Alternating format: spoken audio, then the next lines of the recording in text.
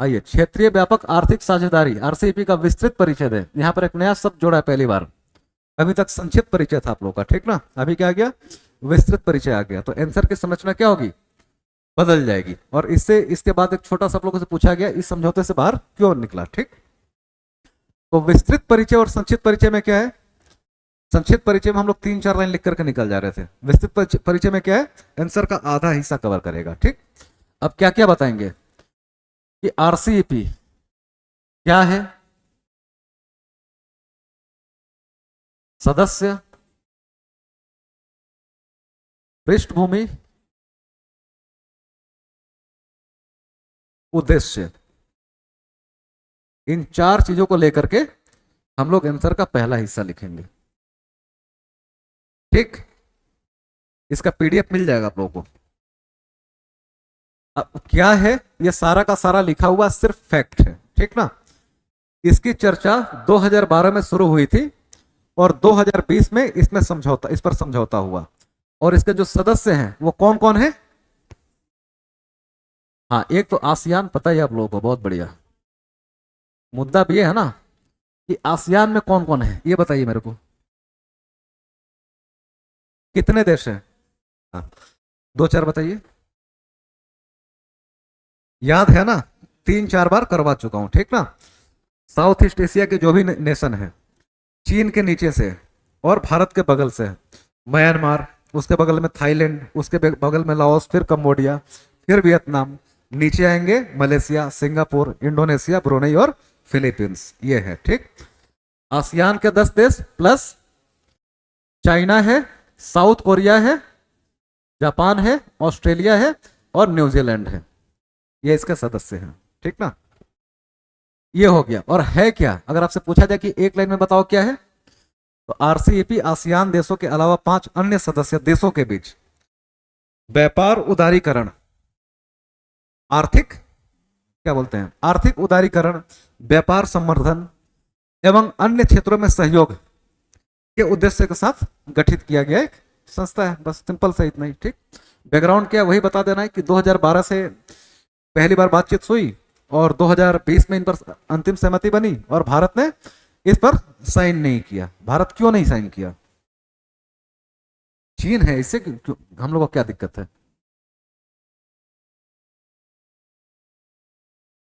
हाँ, तो ऐसे बोलेंगे, ठीक ना।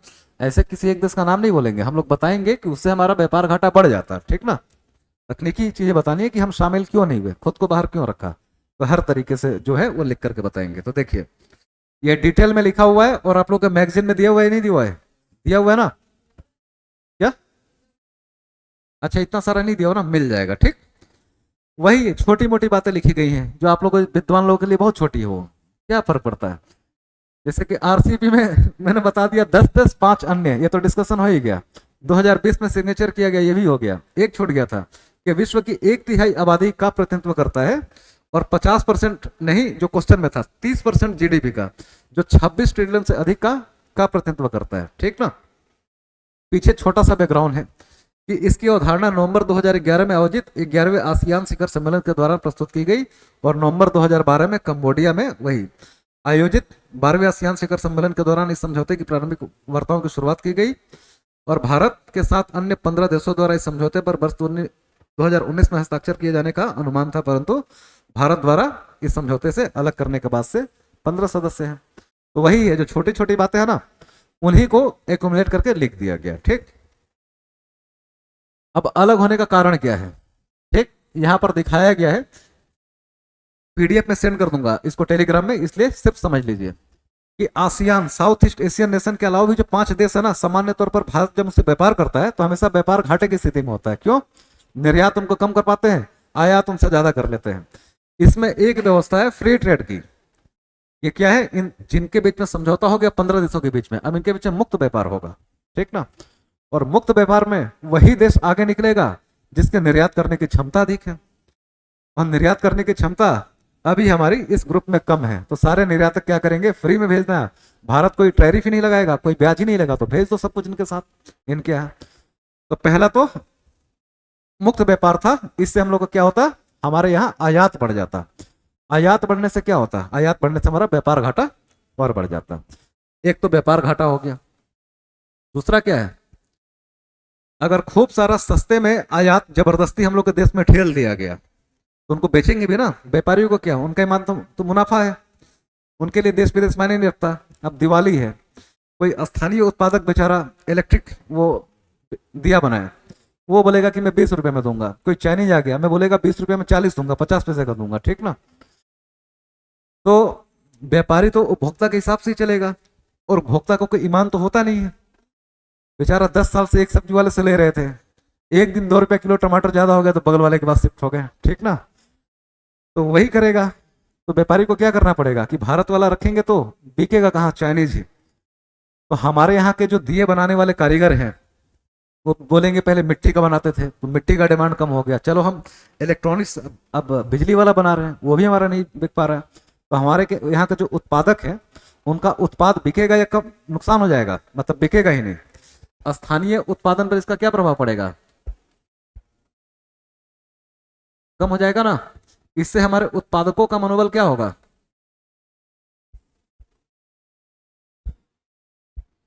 कम हो जाएगा। देश के लोगों की निर्भरता, उपभोग निर्भरता दूसरे देश पे बढ़ेगी ना। जैसे मान लीजिए कि चाइनीज मोबाइल इतने ज्यादा पॉपुलर हो जाए हमारे देश में कि हर कोई उन्हीं की खरीद रहा है। क्यों, कोई इस किसी अन्य देश का या भारत का बना हुआ 20,000 में आ रहा है, वो 3,000 में बना करके दे रहे हैं। अब क्या है, और सामान ठीक भी है, तो धीरे धीरे भारत के लोगों की मानसिकता क्या होगी, यार चाइनीज मोबाइल, चाइनीज मोबाइल। और फिर क्या होगा, उपभोग प्रवृत्ति में वो देश शामिल हो जाएगा। और ऐसा अगर कोई देश ताकत प्राप्त कर लेता है ना, तो हमारे देश के प्रत्येक चीज को प्रभावित करने की क्षमता रखता है, ठीक ना। जैसे कोई सोच सकता है, हाँ उसमें मेंशन है सारा का सारा, ठीक ना, कि एक जिन्स जो हम लोग के देश में आया उसने पाश्चात्य संस्कृति को क्या किया, हम लोग के नजर में, जैसे कोई बोलेगा वेस्टर्न कल्चर का समर्थक है, इसका मतलब क्या है, आधुनिकता का समर्थक है, ठीक ना। एक जिन्स ने क्या करके दिखा दिया, पूरी की पूरी आपकी सोचने की प्रवृत्ति वेस्ट के प्रति बदल दी। तो इन सब चीजों में इतना ताकत होता है कि अगर किसी देश के उपभोक्ता को आपने रिझा लिया, अपना फैन बना लिया, तो मान के चलिए फिर तो सरकार प्रभावित आपसे हो ही जाएगी। ठीक, तो एक तो व्यापार घाटा होगा, दूसरा हमारे स्थानीय उत्पादकों को नुकसान होगा, उनका उत्पाद नहीं बिकेगा, उपभोक्ता निर्यात, हाँ सॉरी निर्भरता दूसरे देश पर बढ़ती जाएगी। अगर हमारे यहाँ बैलेंस ऑफ पेमेंट अकाउंट हमारा घाटे में जाएगा तो हमारे मुद्रा कोष पे, क्या बोलते हैं, फॉरेक्स पे क्या प्रभाव पड़ेगा, खाली हो जाएगा, ठीक ना। हमारी मुद्रा की वैल्यू क्या होगी, कम होती जाएगी। तो ये सारे के सारे नुकसान है, तो भारत इस पचड़े में क्यों पड़े। पूरा दिया गया है, वही सब बातें हैं, ठीक ना। स्थानीय उत्पादकों के हितों की रक्षा, और एग्जाम्पल एक मैंने शामिल कर दिया है कि जैसे मान लीजिए कि डेयरी प्रोडक्ट्स है, न्यूजीलैंड में भी खूब डेयरी उत्पादन होता है, ऑस्ट्रेलिया में भी होता है, भारत में भी होता है। अभी बेचारे अमूल, मदर डेयरी, ये सब चल पा रहे हैं, क्यों, कैसे भी करके कलेक्शन करके अभी टैरिफ लगाया गया है तो विदेशी वस्तुएं नहीं आ पाती हैं। अब हमारे यहाँ किसान ने एक गाय रखा है, उसकी गाय देती है 10 लीटर, ऑस्ट्रेलिया वाला ने रखा, उनकी गाय दूध देती है 100 लीटर, उतना ही खा करके, न्यूजीलैंड वालों की 300 लीटर। मतलब ऐसा होता नहीं है, एग्जाम्पल दे रहा हूँ, ठीक ना। यहाँ का 5, वहां का 15, ऑस्ट्रेलिया का 15, न्यूजीलैंड का 20, खाना उतना ही खा रही है और उत्पादन देखिए उनका। अब उनको फ्री कर दिया जाएगा तो क्या ऑस्ट्रेलिया न्यूजीलैंड वाले, हमारे यहाँ दूध मिल रहा ओरिजिनल कितना, वो भी है कि नहीं पता नहीं, शायद 70 रुपया लीटर है ना, कि हम 70 रुपये किलो बेच रहे हैं, वो बोलेंगे ले जाओ हमारा 10 गुना प्रोडक्शन, हम तो 7 रुपये ही बेचेंगे, ठीक ना। तो हमारे यहाँ के गाय और गाय का रखवाला दोनों रहेंगे, वो बोलेंगे ऑस्ट्रेलिया ही चलो। क्यों है, इसका कुछ कारण है, मैंने बताया है, ठीक ना। जैसे कि जितना सिस्टमेटिक फार्मिंग होगा, उत्पादन मतलब लागत आपका उतना कम आएगा और उत्पादन आपका उतना ज्यादा होगा। हमारे यहाँ औसतन एक भारतीय के पास, मतलब जो भी रखता है, 2 गाय या 2 भैंसे है, जो भी है, जो दूध देती है। सामान्य तौर पर अमेरिका में एक झुंड में, वहां पर झुंड में होती है फार्मिंग, या तो लोग करेंगे ही नहीं, बड़े बड़े शहरों में होती ही नहीं है, और जब होती है तो वहां पर औसत एक फार्म में 191 191 गाय होती है। अब उनका मैनेजमेंट कैसे होता होगा, ठीक ना। साइंटिफिक तरीके से टेक्नोलॉजी भी है, कॉस्टिंग कम आएगी, और दूध का उत्पादन, मांस का उत्पादन हम लोग की तुलना में बहुत ज्यादा है। और ओसेनिया मतलब ऑस्ट्रेलिया और आपका न्यूजीलैंड मिला करके 355, अगर किसी ने रखा है या तो गाय भैंस रखा ही नहीं है, रखा है तो सामान्य तौर पर झुंड वो 355 का है, तो सेम चीज उनका प्रोडक्शन बहुत ज्यादा है। यूनाइटेड किंगडम में 148 दुधारू पशु किसी ने रखा है तो रखा है, नहीं तो नहीं। डेनमार्क में 160 है, जबकि भारत में 2 है। ठीक ना। तो आंकड़ा कितना उल्टा दिखता है ना, कि हम क्या मान के चलते हैं कि साले अंग्रेज गाय पालते हैं। ठीक ना। लेकिन देखिए क्या लगे हैं, इंडिया में पशुओं से ज्यादा इंसानों के झुंड बनने लगे हैं। मतलब सिर्फ एक एग्जाम्पल है, देखिए भारतीय गाय प्रेमी या पशु प्रेमी होते हुए भी खाली 2 रखते हैं बेचारे, और मॉडर्न, और हम लोग खाते नहीं है। ये कितनी अच्छी बात है ना, कि देश की आधी आबादी जो अपने को शुद्ध हिंदू होने का दावा करती है वो बीफ नहीं खाती है, मतलब जो प्योर मानते हैं। इम्प्योरिटी तो हर जगह होती है, तो जिनको खाना है खाओ, हम खाते नहीं है लेकिन 2 ही रखा है, तो क्या करेंगे। गाय माता, बैल बाप, इनसे इतना प्यार करते हैं, तो गाय माता का दूध निकालते हैं, बैल से बेचारे से खेत जुतवाते हैं, जब बुढ़े हो गए बोझ नहीं संभाल पा रहे उनको ले जाकर के कसाईयों को बेच देते हैं। रखे हैं 2 गाय, और दुनिया में बीफ एक्सपोर्ट में भारत कितने नंबर पर है, और कौन सा राज्य टॉप पे है, राज्य पूछा। अच्छा, देख लीजिएगा।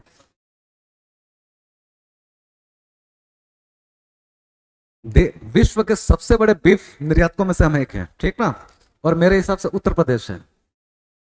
तो खैर वहां पर उन लोगों को, जैसे कि एक बहुत पॉपुलर लाइन है कि हम अपने यहाँ की नदियों को माता मानते हैं, गंगा मानते हैं, गंगा माता है, गोदावरी माता है, और उनकी हालत देखिए। तो जो देश नदी को माता मानता है उनके यहाँ नदी की हालत देखिए, बेचारी नाली बनी पड़े हैं। और जो देश सिर्फ नदी को नदी मानते हैं, ठीक ना, जैसे कि टेम्स हो गया, हडसन नदी हो गई यूएसए की, वो देखिए कैसे नदियां एकदम साफ है, इसीलिए वो लोग हंसते हैं।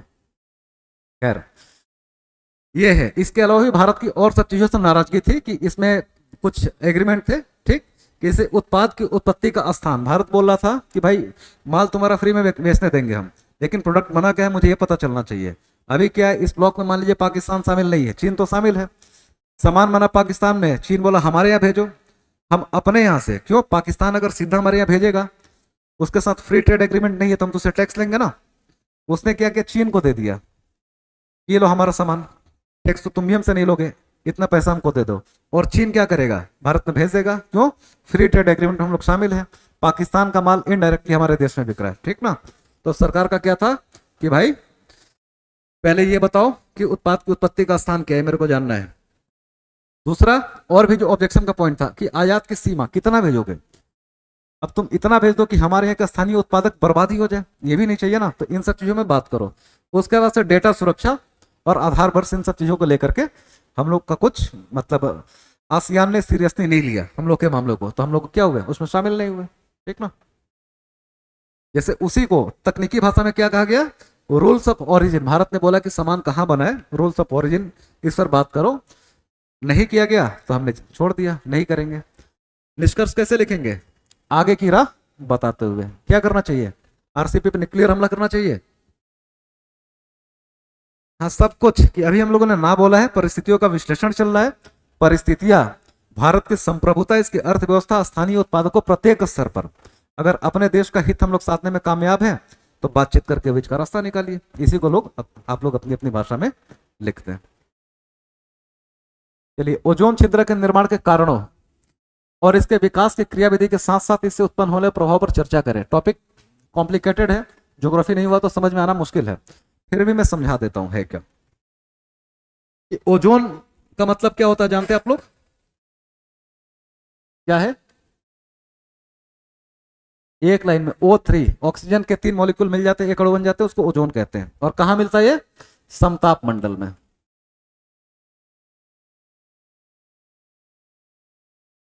और ओजोन छिद्र क्या है, परिभाषा इसकी दे देनी है कि अंटार्कटिका, पृथ्वी के ध्रुवों अंटार्कटिका और आर्टिका, आर्कटिक, इनके ऊपर संकेंद्रित ओजोन परत, ओजोन लेयर में जहां सबसे परत जहां सबसे पतली हो चुकी है, उसको, उसी को हम लोग क्या बोलते हैं टेक्निकली, ओजोन छिद्र बोल देते हैं। मतलब ओजोन छिद्र का मतलब ये नहीं कि फट चुका है, वहां पर कॉन्सेंट्रेशन कम हो गया, और कितना, ओजोन को किस यूनिट में मापा जाता है? डॉप्सन में, ठीक ना। कहीं पर भी अगर ओजोन का संकेंद्रण 250 डॉप्सन से कम हो चुका है तो उसको हम लोग मान लेंगे कि यहाँ पर लेयर पतला हो चुका है। अंटार्कटिका, आर्कटिक, विशेष करके अंटार्कटिका में कई स्थान ऐसे हैं जहां पर कॉन्सेंट्रेशन 150 डॉप्सन हो चुका है, तो ऐसे स्थानों को हम लोग क्या बोलेंगे? ओजोन क्षेत्र बोलेंगे।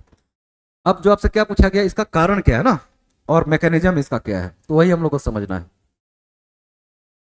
देखिए, कारण पहले हम लोग लिस्ट कर लेते हैं। कारण क्या है? एक बादल है, स्ट्रेटो स्फेरिक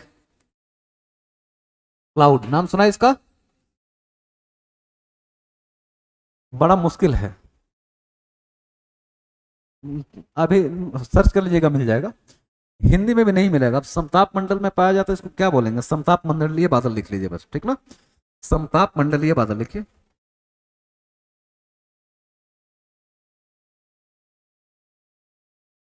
समताप मंडलीय बादल लिख लीजिए, ठीक ना।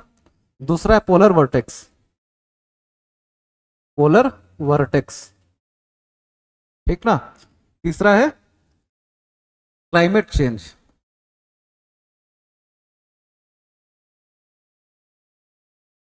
अब क्या ना, इसमें जो दो कारण है ये तो प्राकृतिक है, इसमें हमारा कोई हाथ नहीं है, लेकिन क्लाइमेट चेंज के कारण होने वाली चीजें क्या है? ये मैनमेड है,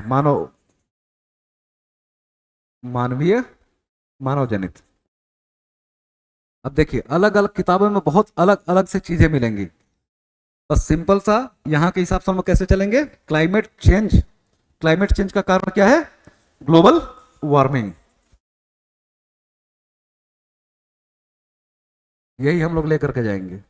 ये कारण है। अब ये कारण कैसे कैसे प्रभावित करते हैं क्रियाविधि में, आपको यही समझना है, ठीक ना। स्ट्रेटोस्फेरिक क्लाउड्स वो अपने आप में किस तरीके से ओजोन को नुकसान पहुंचाते हैं, पोलर वर्टेक्स से ये किस तरीके से नुकसान पहुंचाते हैं, इसके अलावा क्लाइमेट चेंज और ग्लोबल वार्मिंग वो क्या करेंगे, नोट कर लिया? चलिए, क्या हो गया ना। स्ट्रेटोस्फेरिक क्लाउड सामान्य तौर पे हमारे यहाँ बादल कहां तक पाए जाते हैं? क्षोभ मंडल में मिलेंगे ना, ट्रोपोस्फेयर में, क्षोभ मंडल में हमारे यहाँ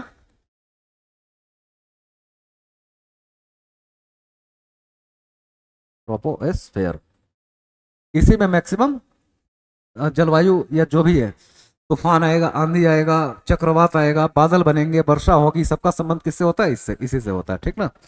लेकिन हमारे यहाँ जो पृथ्वी का परत है, सबसे नीचे क्या है? क्षोभ मंडल, उसके बाद से समताप मंडल, फिर मध्य मंडल, फिर आयन मंडल, ऐसे जाते हैं ना। लेकिन कुछ बादल ऐसे हैं विशेष करके ध्रुवों पर जो समताप मंडल में पाए जाएंगे। अब समताप मंडल में इनकी ऊंचाई कम होगी या ज्यादा होगी? समताप मंडल क्षोभ मंडल के ऊपर ही होगा ना। तो बस समताप मंडल में एक पाए जाने वाले एक बादल हैं जिनमें दो तीन चीजें मिलती है। एक, इनमें ना नाइट्रिक एसिड, नाइट्रिक एसिड इनमें नेचुरली पाया जाता है। सल्फ्यूरिक एसिड,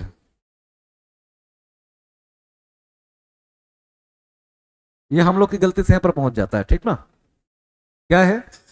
जैसे कि वायुदाब की पेटी आप लोग को पता है ना, एक हेडली है, एक फेरल है और एक पोलर सेल है। सेल पता है तो ही समझ में आएगा, नहीं तो बहुत शॉर्टकट में हम लोग जाएंगे क्योंकि वो लंबा है, ठीक ना। मतलब सिंपल सा समझिए कि ये ध्रुव है, पृथ्वी का पोल है। यहां पर तापमान कम होगा या ज्यादा होगा? टेम्परेचर कम होगा तो प्रेशर हाई होगा या लो होगा? हाई होगा, है ना, दोनों ध्रुव पर। अब आप लोग को पता है कि विषुवत रेखा से हवा उठती है और 30 से 35 डिग्री पे आकर के यही हवा उतर जाती है ना। तो यहां पर हाई प्रेशर हो जाता है और यहां लो प्रेशर होता है। फिर 66.5 डिग्री से हवा फिर ऊपर उठती है ना, पता है।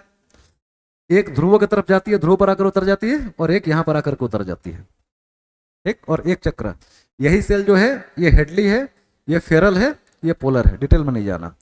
लेकिन पोलर सेल से ही 66.5 डिग्री से जो हवा उतरी वो तो जाकर के ध्रुवों पर, वायुमंडल के निचले हिस्से में वो ध्रुवों पर आकर के जमा हो गई, ठीक ना, और ठंडी हो गई, तो हाई प्रेशर तो है। लेकिन इसी की एक शाखा वायुमंडल में ऊपर की ओर चली जाती है, ध्रुवों के ऊपर। जैसे ध्रुव यहां पर है ना, तो एक तो आकर के चिपक गई यहां पे, अर्थ है। जैसे कि एक तो आकर के यहीं पर पोल के पास वो उतर गई, और दूसरी क्या हुई, किसी भी कारण से उठ करके ऊपर चली गई, है ध्रुव के ऊपर ही लेकिन इतनी ऊंचाई पर है। ठीक, अब इतनी ऊंचाई पर वो जो हवा पहुंची है वो गर्म है या ठंडी है? अभी गर्म है ना, क्यों? निम्न अक्षांश से उच्च अक्षांश की ओर जा रही है, यहाँ की तुलना में गर्म है। यहाँ पर जो पहले से हवा वहां की तुलना में गर्म है। और यहाँ पर जो तापमान होगा, यहाँ पर जो तापमान होगा, यहाँ के तापमान को क्या करेगी, अपेक्षाकृत ये बढ़ा देगी, है ना। मतलब बढ़ाएगी नहीं, जाकर के तो ठंडी हो जाएगी। लेकिन यहाँ पर तापमान है -107 डिग्री मान लीजिए, ठीक ना। यहाँ पर है -110 डिग्री, तो यहाँ पर कितना होगा, -90 डिग्री। अपेक्षाकृत हाई और लो प्रेशर तापमान कम और ज्यादा होता है, तो आसपास की तुलना में गर्म है ना। तो यहाँ पर क्या बन जाता है, ध्रुव के ऊपर एक लो प्रेशर का बेल्ट बन जाता है। और पृथ्वी जो कि पश्चिम से पूरब घूम रही है, तो ये हवाएं भी पश्चिम से पूरब की ओर घूमने लगती है, ठीक ना। और इसी को हम लोग कहते हैं पोलर वर्टेक्स। और यही जो हवाएं ऊपर गई है, जा करके धीरे धीरे ठंडी हो जाएगी ना, और कॉन्सेंट्रेट हो जाएगी, और एक बादल का निर्माण हो जाएगा। और वो कौन सा बादल होगा, उसकी ऊंचाई के हिसाब से वो क्षोभ मंडल में नहीं, समताप मंडल में होगा, इसलिए उसको स्ट्रेटोस्फेरिक या समताप मंडलीय बादल कह देंगे, जिसमें नाइट्रिक एसिड होगा। और ये हवा जो, मान लीजिए कि कुछ हवा विषुवत रेखा से भी उठ करके जा सकती है सीधा ध्रुव पे, यहाँ पे कुछ यहाँ से भी उठ करके गई है। ये सब कैसी हवाएं होती हैं, सामान्य तौर पे पॉल्यूटेड हवाएं हैं, अपने साथ ही कुछ केमिकल्स लेकर के जाती हैं, और सब उस बादल में जाकर के संचित हो गया। पोलर वर्टेक्स में वो गंदगी हवा के साथ में घूम रही है, और यही जाकर के सब क्या करेंगे, रिएक्ट करते हैं ओजोन से। ओजोन बेचारे भोले भाले लोग हैं, पृथ्वी छोड़ करके समताप मंडल में रहते हैं। और कैसे घूमते हैं, एक बेल्ट है समताप मंडल में, इसमें ऑक्सीजन के 2 मॉलिक्यूल, ठीक ना। ऑक्सीजन कब कहेंगे, जब ऑक्सीजन के 2 मॉलिक्यूल है, O और O है, मतलब O2 है, ये घूम रहे, इनके जैसे बहुत सारे O2 घूम रहे हैं। अब क्या हुआ, घूमते घूमते इस O2 का टक्कर हो गया, ठीक। या फिर और पहले इसमें कुछ केमिकल रिएक्शन करवा लेते हैं। यहाँ पर सूर्य है, सूर्य क्या करेगा, अपनी किरणें भेजेगा अल्ट्रावायलेट रेज के साथ में, और इनको इनका ये घूमना जोड़ा बना करके अच्छा नहीं रहेगा, क्या करेगा, तोड़ देगा। और ये मॉलिक्यूल्स कैसे हो जाएंगे, इंडिपेंडेंट हो जाएंगे, O और O। अब एक जगह दो लोग घूम रहे हैं, एक अलग अलग घूम रहे हैं, जा करके टकरा गए, पता चला एक आकर के इनसे जुड़ गया, तो ये क्या हो गया, O3 हो गया, ये एक ओजोन का मॉलिक्यूल बन गया। अब ये जो अकेला घूम रहा, मतलब इसी तरीके से चलता रहेगा। लेकिन सूर्य जो काम कर रहा है, तो जरूरी तो नहीं कि सिर्फ 2 जोड़ वाले को ही तोड़े, हो सकता है कि जो 3 लोग बना करके घूम रहे हैं, सूर्य की अल्ट्रावायलेट रेज आई और क्या किया, इन दोनों को तोड़ दिया, और O O O या फिर O2 और O में ये लोग टूट करके बिखर गए। तो यहाँ पर क्या हो रहा है, ये O2 और O पता चला आगे चलकर फिर इनमें बॉन्डिंग हो गई, ये O3 फिर बन गए। तो यहाँ पर निरंतर ओजोन का निर्माण हो रहा है और ओजोन का क्षरण हो रहा है, ठीक। एक साइकिल है, अपने आप सब कुछ हो रहा है कि सूर्य नहीं तोड़ा O2 को, O में अलग किया, ऑक्सीजन के 2 मॉलिक्यूल को अलग अलग कर दिया, उसमें से एक मॉलिक्यूल जाकर के किसी ऑक्सीजन के एक अणु से मर्ज हो गया, O3 बन गया, ठीक।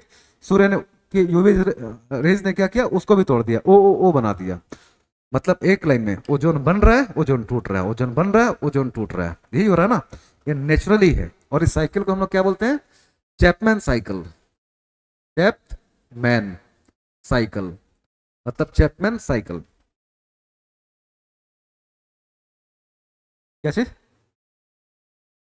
नहीं, ओजोन निर्माण एवं विखंडन की प्रक्रिया, सिंपल यही बोलेंगे, ठीक ना। अगर लिखना है तकनीकी तौर पे, तो इसको बोलते हैं फोटोलाइसिस, ठीक ना, फोटोलाइसिस। क्यों, सूर्य की किरण बनी, किरण पड़ी प्रकाश, और उसके कारण जो केमिकल रिएक्शन होकर के O3 बनना है, O3 टूट रहा है, उस प्रक्रिया को बोल देते हैं हम लोग, बनने एवं टूटने की प्रक्रिया को फोटोलाइसिस। और इस पूरी प्रक्रिया को अगर साइकिल के तौर पर दिखाते हैं, उसको बोलते हैं चैपमैन साइकिल। इसका मतलब क्या, चैपमैन साहब थे 1930 में, उन्होंने इस निर्माण और विखंडन की प्रक्रिया को, इस रिएक्शन को समझाया था, उन्हीं का नाम पर। तो चैपमैन साइकिल नेचुरली अपना चलता रहता है। लेकिन इन्हीं के ऊपर क्या हुआ, आकर के स्ट्रेटोस्फेरिक क्लाउड जमा हो गया। और ये क्लाउड अपने साथ रखा हुआ है क्या, नाइट्रिक एसिड।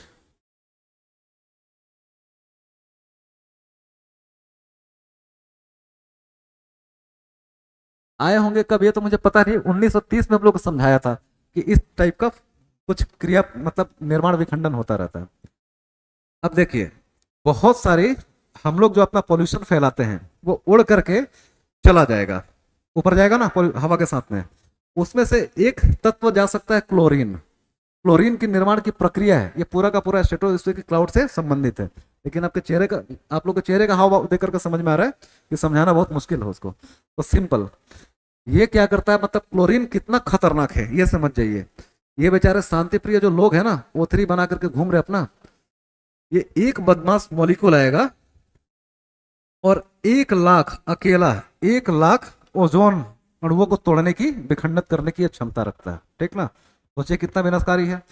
और ये क्या चीज, हाँ मतलब मान लीजिए कि सांड है, ये घुस गया है बकरियों के झुंड में और उनको रौंदता हुआ जा रहा है, तू इधर जा, तू इधर जा, तू इधर जा, तू इधर जा, ठीक ना। इस टाइप से तो बदमाश अणु है, इसको क्या करना चाहिए, कंट्रोल करना चाहिए ना।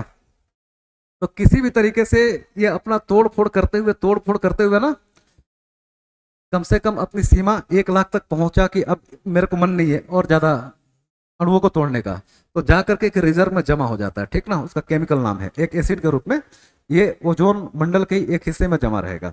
मतलब कैसा, जाकर किसी लॉकर में बंद हो गया, अब नहीं नुकसान पहुंचाएगा। फिर भी मान लीजिए कि ऐसे 50 क्लोरीन के अणु घूम रहे थे, 50 में से 40 जाकर के इस लॉकर में बंद हो गए हैं और 10 ही घूम घूम कर तबाही मचा रहे हैं, है ना। और इस लॉकर का नियम क्या है कि एक बार आ गए तो बाहर नहीं निकलने देंगे, ठीक। तो कम से कम ओजोन लेयर सुरक्षित तो है कि चलो पहले 50 मिलकर के पिटाई करते हैं, अभी 10 ही कर रहे हैं, ठीक।